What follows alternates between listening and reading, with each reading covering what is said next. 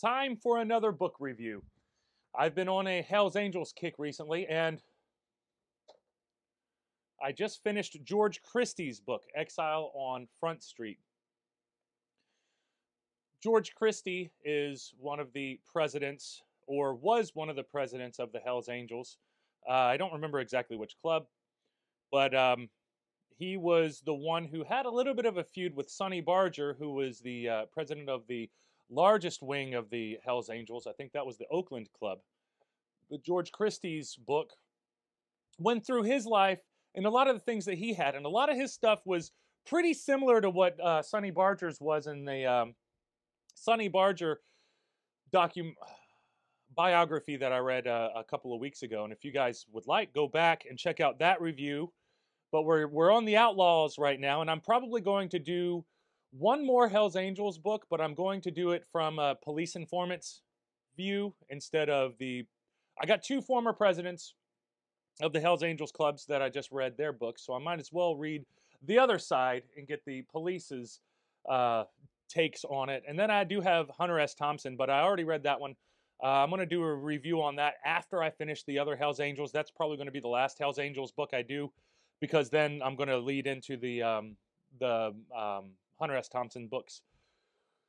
But George Christie, very, very, very fun book.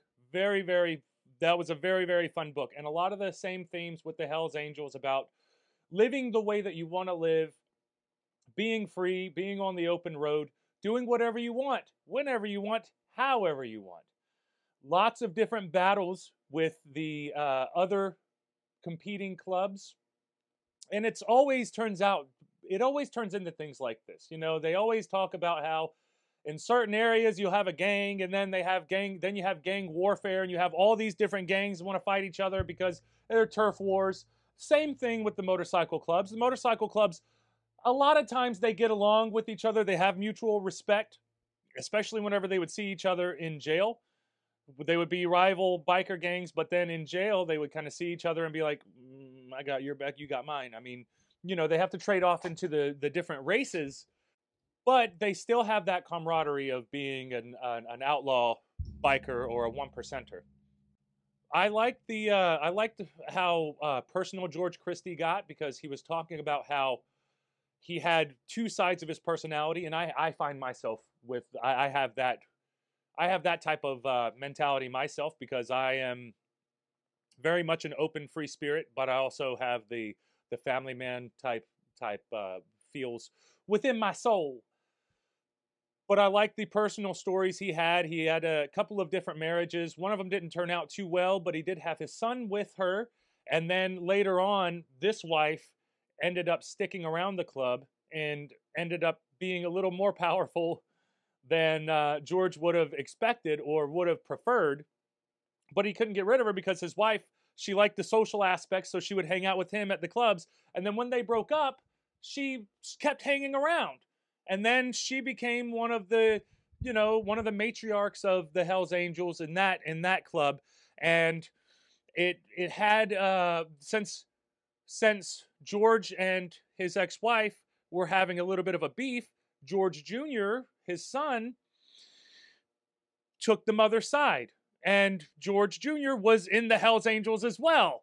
So they weren't even getting along. Their family was a unit in the Hells Angels, but they still weren't getting along. Which is that's pretty basic human shit, right? Basic human shit. But these fucking bikers go so crazy. They'll meet each other in bars and then fight, and then just start fighting just because one of them disrespected the patch, or there was somebody was wearing a fake patch, or any type of thing. Any type of a reason, I'm sure, to show that they're a badass, they'd probably do it. They tried to bomb each other. So Sonny Barger was in jail for trying to bomb one of their rival biker gangs. These people are crazy. They live their own little world. Yeah, the wars with the other clubs was just one of the most fascinating things to me, because they go harder on each other than anything. But it did seem like the biggest problem that they always had was the law on their asses. the law was always on their asses, especially whenever it came to the drug trade. And now, in Sonny's book, he did explain how the Hells Angels got started into the drug trade, and how he had a buddy, I think he was like a cokehead buddy or something like that, go down to Mexico, come back. He went down with like $10,000, came back with a bunch of crack or meth or whatever the drug was. And then after that whole weekend, they had $20,000. So they doubled their money, and they were like, okay, this is, you need to go get more. So he went down, got more, came back, started selling it, and then there goes their business. Now, obviously, they're making a lot of money doing this, and they are a club, and there has to be some type of a motivation for these clubs to be sticking together other than just being a boys' club. Because being a boys' club is fun, and you do need your boys' clubs out there. But this seems like a little more than just a club riding motorcycles. And he did talk about the aspect of Anthony Tate. Anthony Tate was an informant who was working for the FBI for like 3 years. I think he went undercover into the Hells Angels. And he was trying to entrap them. He was trying to make sure that he could get proof that they were selling their different drugs.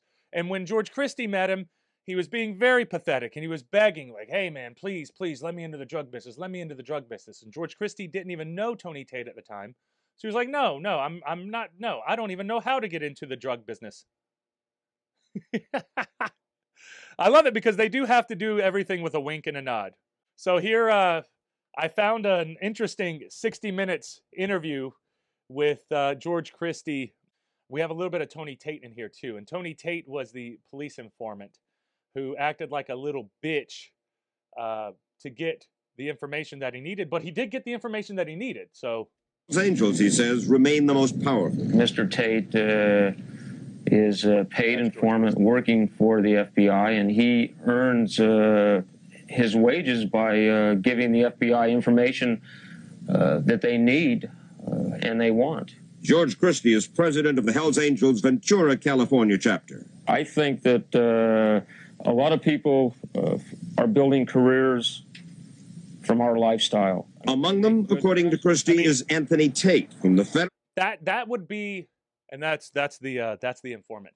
And his hair does look fake. He does look like he's like he has a fake beard. Like, is that really his hair? That don't really look like it. I think that a lot of people are building careers from our lifestyle. Among them, yeah, a lot of people are building careers from our lifestyle. So he's trying to say, hey, we're a lifestyle motorcycle group. Maybe there's some people who sell drugs, but we're not doing it as an organization, which they're you know, I mean, they've been busted enough times. They've been busted enough times now to, you know, right? Yeah.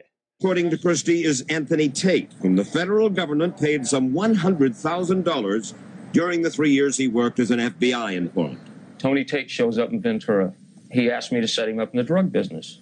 Now, he complained, he cried, he sniveled, he said he was going broke. Someone's got to help him.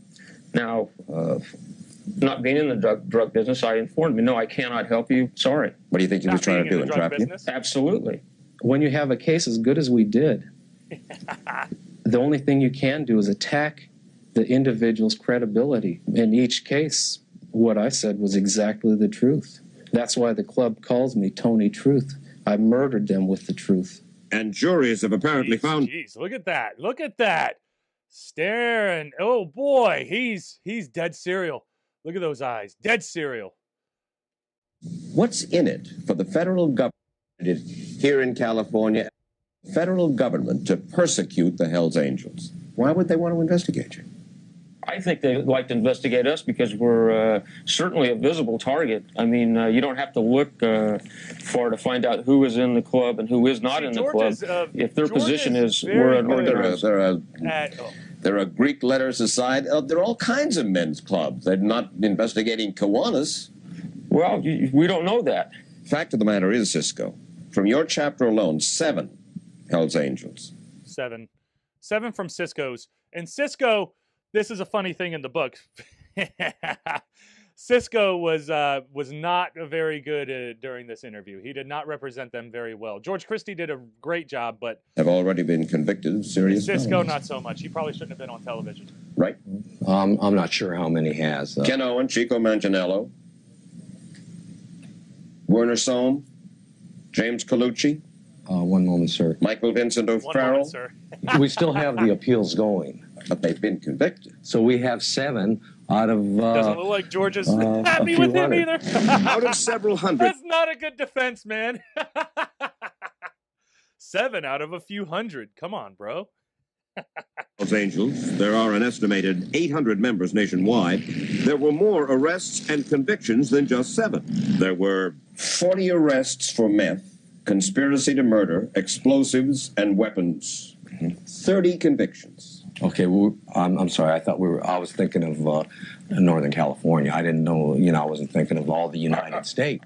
Then I read to Christie and Valderrama a copy of the Hells Angels California bylaws, seized from the home of See, convicted meth dealer Ken Owen. Number 6. that's the rules? No narcotics burns. When making deals, persons get what they are promised or the deal is called off. Fine, automatic kick-out from the club. There are your own bylaws. And let's see what... Number 6. Those bylaws, I think, are something like 1960-something, first of all. And I see there's no date on it. It's conveniently taken off. And what I think that my interpretation of that, Mike, is when... That was seized from Ken Owen's property back in 1987. Okay. Well, our bylaws, It's hard to answer. yeah, it is hard to answer. I'd like to see that, Mike, Okay. first of all. He's got nothing. All right, Came George, from how you Ken gonna Owen's defend it? property. How are you going to defend it, George? Given to us by the feds. Man by the name of Matt Pavoni, Assistant U.S. Attorney, San Francisco, says the Hells Angels are up to their hips in the methamphetamine trade. As far as I'm concerned, Mike, this is just a piece of paper, and the Hells Angels is not involved in narcotics transactions. That's simple. That's all you had to say, man. Why are you saying all that shit? This is a piece of paper. Says the Hells As far Angels as I'm concerned, this is a piece of paper. are I up don't to know their what this is. hips in the methamphetamine trade. Come As far on. as I'm concerned, Mike, this is just a piece of paper, and the Hells Angels is not involved in narcotics transactions as an organization. And, They must be involved in something, otherwise they wouldn't be putting it in the bylaws. that's what they're alleging.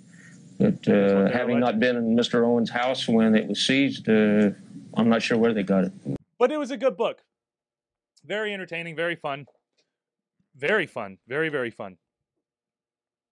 One of the last parts about the book that I really enjoyed at the end was he was defending himself. I don't remember exactly what he was defending himself for. It might have been another one of these late drug charges in the 2010s, in the later 2010s. And he was having a problem with the jury because the jury was big fans of Sons of Anarchy. And I guess I've never seen Sons of Anarchy, but I guess that Sons of Anarchy kind of probably takes a lot from a lot of inspiration from the Hells Angels, obviously, and a bunch of the different motorcycle gangs. And it was just hilarious hearing him trying to defend himself and trying to explain to the jury that this is real life. This is not a television show. This is not Sons of Anarchy. All in all, Exile on Front Street, I enjoyed it. I had a lot of fun with it. Very, very fun book. Fascinating stuff. Him and Sonny Bargers. I mean, they tell you as much as they can without selling themselves out, if you know what I'm saying. Very fun. I'm going to look up another one and see what the next book is going to be. I want to do one more Hells Angels book, but I want to do it from the police informant side. So I'll see if I can find one of them. But anyway, guys, good book. I recommend it.